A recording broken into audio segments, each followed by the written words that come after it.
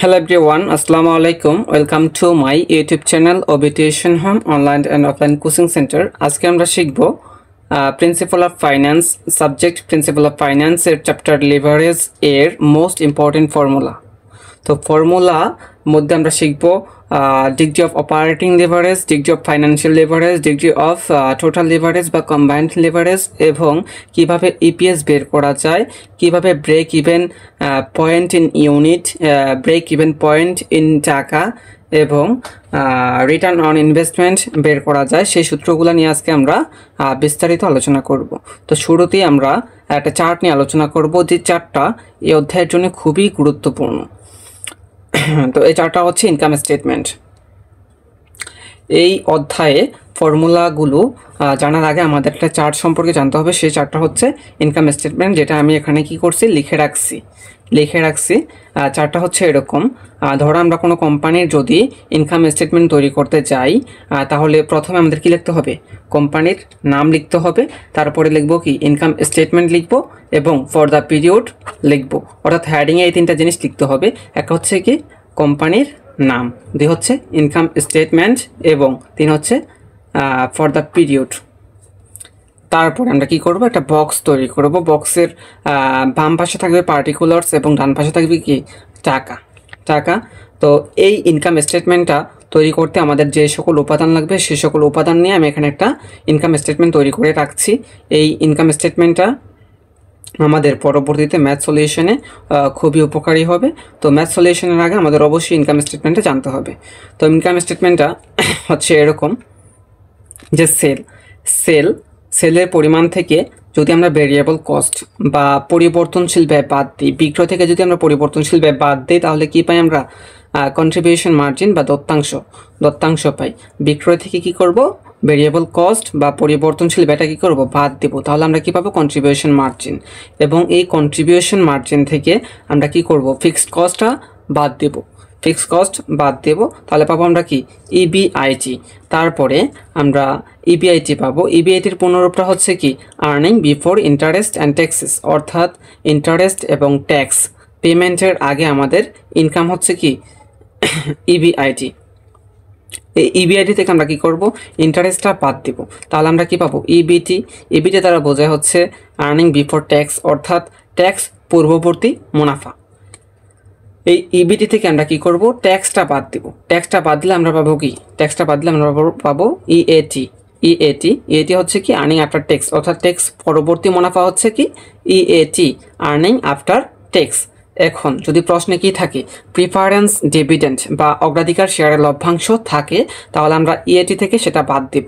Preference dividend অগ্রাধিকার শেয়ারের লভ্যাংশ থাকলে আমরা ইএটি থেকে সেটা বাদ দেব, তাহলে আমরা পেয়ে যাব কি ইএটি অফ অর্ডিনারি শেয়ার বা কমন স্টক শেয়ার হোল্ডারের মুনাফাটা পেয়ে যাওয়ার পর আমাদের শেষ ধাপে যেটা করতে হবে সেটা হচ্ছে ইপিএসটা বের করতে হবে। আর ইপিএস এর সূত্র হচ্ছে কি EPS equal EAT of ordinary share, এই যে আমরা পাইছি উপরে, EAT of ordinary share divided হবে কি নাম্বার অফ শেয়ার দ্বারা ভাগ করতে হবে, তাহলে আমরা কি পাবো, ইপিএসটা পেয়ে যাব। তো আমি শখটা আবার বলতেছি, শখটা তৈরি করতে হবে। ফর্মুলাগুলো জানার আগে আমাদের ছকটা তৈরি করতে হবে। ছকটা হচ্ছে কি সেল থেকে ভেরিয়েবল কস্ট বাদ দিতে হবে, তাহলে কন্ট্রিবিউশন মার্জিন পাবো, এবং তারপর ফিক্সড কস্ট বাদ দিতে হবে, তাহলে ইবিআইটি পাবো। ইবিআইটি থেকে ইন্টারেস্ট বাদ দিতে হবে, তাহলে কি পাবো আমরা, ইবিটি পাবো। ইবিটি থেকে আবার ট্যাক্স বাদ দিতে হবে, তাহলে আমরা কি পাবো, ইএটি পাবো। ইএটি থেকে প্রিফারেন্স ডিভিডেন্ড বাদ দিতে হবে, যদি প্রশ্ন এটা থাকে তাহলে এটা বাদ দিতে হবে। এটা বাদ দিলে আমরা পাবো ইএটি অফ অর্ডিনারি শেয়ার, এবং সর্বশেষ ইপিএসটা বের করতে হবে।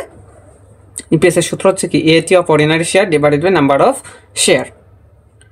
তো এরপরে আমরা দেখব এই অধ্যায়ের যে মোস্ট ইম্পর্টেন্ট ফর্মুলাগুলা না জানলেই নয়, সেই ফর্মুলাগুলো এখন আমরা দেখব। আর সেই ফর্মুলাগুলো তৈরি হবে এখানকার উপাদানসমূহ নিয়ে, সেই ফর্মুলাগুলো তৈরি হবে, যেমন contribution margin, EBIT, EBIT, EAT এবং ইএটি অফ অর্ডিনারি শেয়ার। এই যে এই উপাদানগুলো নিয়ে পরবর্তী ফর্মুলাগুলো আমরা কি করব, আলোচনা করব। তো শুরুতেই আমরা দেখতে পাচ্ছি ডিগ্রি অফ অপারেটিং লিভারেজ, যাকে সংক্ষেপে বলা হয় কি ডিওএল। এই ডল বা ডিগ্রি অফ অপারেটিং লিভারেজের সূত্রটা হচ্ছে কি, ওপরে কন্ট্রিবিউশন মার্জিন দেব এবং নিচে দেব কি ইবিআইটি। এই কন্ট্রিবিউশন মার্জিনকে ইবিআইটি দ্বারা ভাগ করলে যে ফলাফলটা আসবে সেটা কিসে লিখতে হবে, টাইমসে লিখতে হবে। টাইমস, ফলাফলের পাশে কি লিখতে হবে, টাইমস লিখতে হবে। কারণ আমরা এই ডল, ডিএফএল, ডিটিএল যাই এই যে সূত্রগুলো প্রয়োগ করে যে আমরা ম্যাথগুলো সলিউশন করব, এই সূত্রগুলো প্রয়োগ করার পরে আমাদের যে আনসার বের হবে সেখানে আমরা কি লিখবো, টাইমস লিখবো। টাইমস বাদে অন্য কিছু লিখতে পারবো না। তো ডলের প্রথম সূত্র হচ্ছে কি, contribution margin divided by EBIT. এবং আরেকভাবেও ডলের পরিমাণটা বের করা যায়, সেটা হচ্ছে কি, DOL equal percentage change in profit, change in profit percentage change in sale. অর্থাৎ 2 বছরের যদি প্রফিট দেওয়া থাকে এবং 2 বছরের যদি সেল দেওয়া থাকে, সেক্ষেত্রে আমরা কি করতে পারি, change in profit divided by change in sale দ্বারা আমরা কি করতে পারি, ডলের পরিমাণটা বের করতে পারি। দ্বিতীয়ত দেখতে পাচ্ছি আমরা ডিগ্রি অফ ফাইন্যান্সিয়াল লিভারেজ, যাকে সংক্ষেপে বলে DFL. Degree of financial leverage যাকে সংক্ষেপে বলে কি, ডিএফএল। এই ডিএফএলটা বের করা যায়, ডিএফএল এর সূত্র হচ্ছে, জেনারেল যে সূত্র সেটা হচ্ছে ইবিআইটি ডিভাইডেড বাই হচ্ছে কি ইবিটি। ইবিআইটি ডিভাইডেড বাই হচ্ছে কি ইবিটি। ইবিআইটি দ্বারা কি বোঝায়, earning before interest and tax, এবং ইবিটি দ্বারা কি বোঝায়, আর্নিং বিফোর ট্যাক্স। এই যে ইবিআইটিকে আমরা ইবিটি দ্বারা ভাগ করলে কি পাবো, ডিএফএল পাবো। বা এটাকে ভেঙে লেখা যায় কিভাবে, ইবিআইটি উপরে ইবিআইটি মাইনাস আই, অর্থাৎ এখানে ইবিআইটিটা উপরে দেব, ইবিআইটি থেকে কি করব, মাইনাস করব ইন্টারেস্টটা। এবং আরেকটাভাবে নির্ণয় করা যায়, প্রশ্নে যদি প্রিফারেন্স ডিভিডেন্ড থাকে, অর্থাৎ অগ্রাধিকার শেয়ারের লভ্যাংশ থাকে, তাহলে ডিএফএল এর সূত্রটা হবে এরকম, DFL equal EBIT divided by EBT minus PD divided by 1 minus T. যদি প্রিফারেন্স ডিভিডেন্ড প্রশ্নে থাকে তাহলে এই সূত্র প্রয়োগ করে আমাদের কি করতে হবে, ডিএফএলটা বের করতে হবে। এবং আরেকটা সূত্র প্রয়োগ করে ডিএফএল বের করতে পারি, সেটা হচ্ছে কি, যদি 2 বছরের ইপিএস, প্রশ্নে যদি 2 বছরের ইপিএস থাকে এবং 2 বছরের এবিআইটি থাকে, তাহলে আমরা বের করতে পারি DFL equal percentage change in EPS percentage change in profit, percentage change in EPS percentage change in EBIT. এবং 3 নম্বরে আমরা দেখতে পাচ্ছি degree of total leverage. Degree of total leverage যাকে আমরা বলি ডিটিএল বা ডিসিএল, ডিসিএলও বলা যায় কে।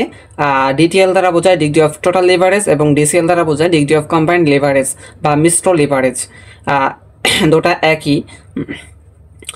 তো ডিগ্রি অফ টোটাল লিভারেজ বা ডিগ্রি অফ কম্বাইন্ড লিভারেজের সূত্র হচ্ছে ডল ইন্টু ডিএফএল। ডলটা হচ্ছে কি, ডিগ্রি অফ অপারেটিং লিভারেজ। এই যে আমরা ক্যালকুলেশন করলাম সূত্র নাম্বার 1-এ ডলটা বের করলাম, এবং সূত্র নাম্বার 2-তে যে ডিএফএল এর সূত্র নিয়ে আলোচনা করলাম, এই ডল এবং ডিএফএল এর গুণফলটা হবে কি, ডিগ্রি অফ টোটাল লিভারেজ বা মিশ্র লিভারেজের পরিমাণ। এবং আরেকটাভাবে বের করা যায়, DTL equal contribution margin by EBIT, contribution margin by EBIT. Contribution মার্জিনকে ইবিটি দ্বারা ভাগ করলে আমরা কি পাই, ডিটিএল পেয়ে যাই। ইবিটি দ্বারা বোঝায় হচ্ছে আর্নিং বিফোর ট্যাক্স। এবং এছাড়াও আরেকটা সূত্র আছে, সেটা হচ্ছে DTL equal percentage change in EPS percentage change in sale. এটা যদি 2 বছরের কি থাকে, ইপিএস থাকে এবং 2 বছরের সেল থাকে, তাহলে আমরা এই সূত্রটা প্রয়োগ করে ডিটিএল এর পরিমাণটা বের করতে পারি। এবং আমাদের আরও কিছু সূত্র আছে, যে সূত্রগুলো হচ্ছে বিইপি এবং বিইপি রিলেটেড সূত্র, এবং আছে রই রিটার্ন অন ইনভেস্টমেন্ট রিলেটেড সূত্র, এবং ইপিএস কীভাবে বের করতে হয় সেই রিলেটেড সূত্র। এখন আমরা সেই সূত্রগুলো দেখে নেব। তো আমি পেজটা উল্টাচ্ছি এখন। ব্রেক ইভেন পয়েন্ট, যাকে আমরা বলি কি, সমচ্ছেদ বিন্দু, যাকে আমরা বলি সমচ্ছেদ বিন্দু। সমচ্ছেদ বিন্দু হচ্ছে এমন একটি বিন্দু যে বিন্দুতে কোনো লাভও হয় না আবার কোনো ক্ষতিও হয় না, অর্থাৎ কোনো লাভও হয় না কোনো লসও হয় না।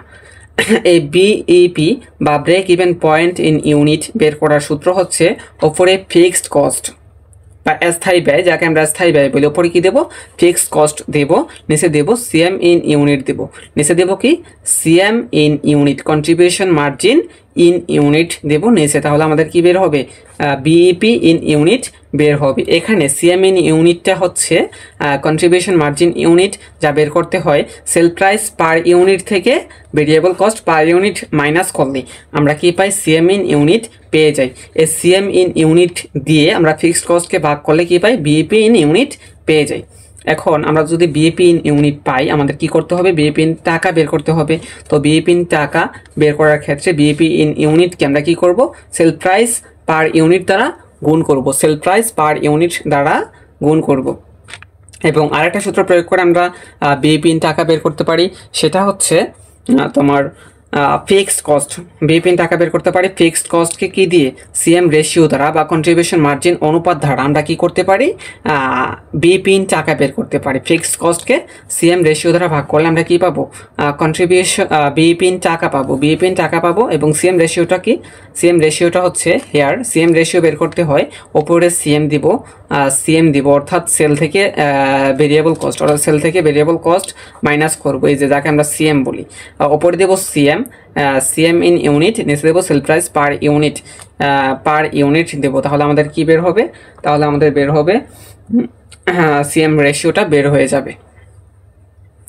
এবং পরবর্তী সূত্র হচ্ছে আর্নিং পার শেয়ার, অর্থাৎ শেয়ার প্রতি যে আয় সেটা আমাদের বের করার ক্ষেত্রে দুটো সূত্র আমরা ব্যবহার করে থাকি।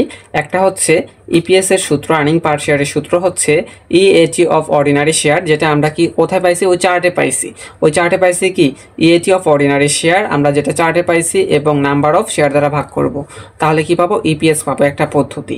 আর একটা পদ্ধতি আছে এরকম, চার্ট থেকে আমরা ইবিআইটি পাইছি, ইবিআইটি থেকে আমরা কি করব? আই মাইনাস করব, অর্থাৎ ইন্টারেস্টটা মাইনাস করব, এবং 1 থেকে কি করব? ট্যাক্স রেটটা মাইনাস করব, ট্যাক্স রেট মাইনাস করব, ট্যাক্সের পরিমাণটা না, ট্যাক্স রেট মাইনাস করব। হ্যাঁ, এবং মাইনাস করব কি? প্রিফারেন্স ডিভিডেন্ড ইন টাকাটা মাইনাস করব, এবং ভাগ করব নাম্বার অফ শেয়ার দ্বারা ভাগ করব। এবং সর্বশেষ যে সূত্র সেটা হচ্ছে আমাদের রিটার্ন অন ইনভেস্টমেন্ট বা রই বের করার সূত্র। রিটার্ন অন ইনভেস্টমেন্ট বের করার ক্ষেত্রে আমরা ইবিআইটিকে, ওই চার্টে যে ইবিআইটি পাইছি সেই ইবিআইটিকে টোটাল অ্যাসেটস দ্বারা কি করব? ভাগ করব। টোটাল অ্যাসেট দ্বারা ভাগ করলে আমরা কি পারবো? রিটার্ন অন ইনভেস্টমেন্ট পাবো, রিটার্ন অন ইনভেস্টমেন্ট পেয়ে যাব। এখন প্রশ্নে যদি আমাদের কি না থাকে? টোটাল অ্যাসেটস না থাকে। প্রশ্নে যদি টোটাল অ্যাসেটস না থাকে তাহলে আমরা ইনভেস্টমেন্টকে টোটাল অ্যাসেটস হিসেবে ব্যবহার করতে পারি, ইনভেস্টমেন্টকে কি করতে পারি? টোটাল অ্যাসেটস হিসেবে ব্যবহার করতে পারি। তো আমরা আজকে এই ক্লাসে আলোচনা করলাম সূত্র সম্বন্ধে, লিভারেজের মোস্ট ইম্পর্টেন্ট সূত্র, যা আমাদের ম্যাথ সলিউশন করতে খুবই সাহায্য করবে, হেল্পফুল হবে। এবং পরবর্তী ক্লাসে আমরা আলোচনা করব ক্যাপিটাল স্ট্রাকচারের কিছু ফর্মুলা, এবং ধারাবাহিকভাবে আমরা বোর্ড কোশ্চেনগুলো সলিউশন করব। ধারাবাহিকভাবে কী করব? বোর্ড কোশ্চেন সলিউশন করব, যাতে আমরা যারা ন্যাশনাল ইউনিভার্সিটিতে পড়াশোনা করি তারা অনেকেই ভোগান্তির শিকার, যে ভাই আমি তো চাকরি করি, আমি তো পড়াশোনা করতে পারি না, এবং প্রাইভেট পড়তে চাই কিন্তু সময় হয়ে ওঠে না। তো তাদের জন্য আমার এই উদ্যোগ, যাদের এই ভোগান্তির শিকার তাদের জন্য আমার এই উদ্যোগ, তারা যে কোনো সময় যাতে ভিডিও দেখে উপকৃত হতে পারে, এবং যাতে কোনো রকম প্রাইভেট পড়তে না হয়, সেজন্য আমি একটা উদ্যোগ নিয়েছি যে আমার ইউটিউব চ্যানেলে কি করব? প্রতিনিয়ত এই যে আমরা যে ম্যানেজমেন্ট ডিপার্টমেন্টে পড়াশোনা করি, অ্যাকাউন্টিংয়ে পড়াশোনা করি, মার্কেটিংয়ে পড়ি, এখানে আমাদের অনেক ম্যাথমেটিক্যাল সাবজেক্ট আছে যেগুলো সলিউশন করতে গেলে আমাদের হিমশিম খেতে হয়। এই ম্যাথমেটিক্যাল সাবজেক্টের প্রশ্নগুলো আমি কি করব? সলিউশন করে ইউটিউব চ্যানেলে আপলোড করব। তো আমার চ্যানেলে এরকম ভিডিও পেতে হলে অবশ্যই আমার চ্যানেলটি এখনও যারা সাবস্ক্রাইব করেননি অবশ্যই সাবস্ক্রাইব করুন এবং পাশে থাকে বেল বাটনটি বাজিয়ে দিন। পরবর্তী ভিডিও নোটিফিকেশন সবার আগে পাওয়ার জন্য বেল বাটনটি বাজিয়ে দিন। আমার চ্যানেলে প্রতিনিয়ত ভিডিও আপলোড করা হবে এই ম্যাথমেটিক্যাল সাবজেক্ট বিষয়। তো আমরা পরবর্তী ক্লাসে লিভারেজের ম্যাথ নিয়ে আলোচনা করব। আমি এটার এই লিভারেজ চ্যাপ্টার বা ফিনান্সের একটা প্লেলিস্ট তৈরি করে রাখবো, তৈরি করব একটা না, ফিনান্সের যতটা চ্যাপ্টার আছে, ম্যাথমেটিক্যাল টার্ম আছে, সেই টার্মগুলো নিয়ে আমি কি করব, আলাদা আলাদাভাবে প্লেলিস্ট তৈরি করব। যেমন লিভারেজ নামে একটা প্লেলিস্ট তৈরি করব। সেই প্লেলিস্টে আমি কি করব, এই ক্লাস নাম্বার 1 এটা দেবো, ক্লাস নাম্বার 1 দেব এবং ক্লাস নাম্বার 2 থেকে ধারাবাহিকভাবে আমরা কি করব, ম্যাথ সলিউশন করব এই সূত্রগুলোর মাধ্যমে। তো যারা, আমি আবারও বলি, যারা আমার চ্যানেলটি এখনো সাবস্ক্রাইব করেনি অবশ্যই সাবস্ক্রাইব করুন এবং পাশে থাকা বেল বাটনটি বাজিয়ে দিন। এবং যদি ভিডিওটি অবশ্যই ভালো লেগে থাকে তাহলে অবশ্যই লাইক, কমেন্ট অ্যান্ড শেয়ার, যাতে আপনার বন্ধু আপনার পাশাপাশি শিখতে পারে এবং পরীক্ষায় ভালো রেজাল্ট করতে পারে। তো আজকে এই পর্যন্ত। আল্লাহ হাফেজ, খোদা হাফেজ।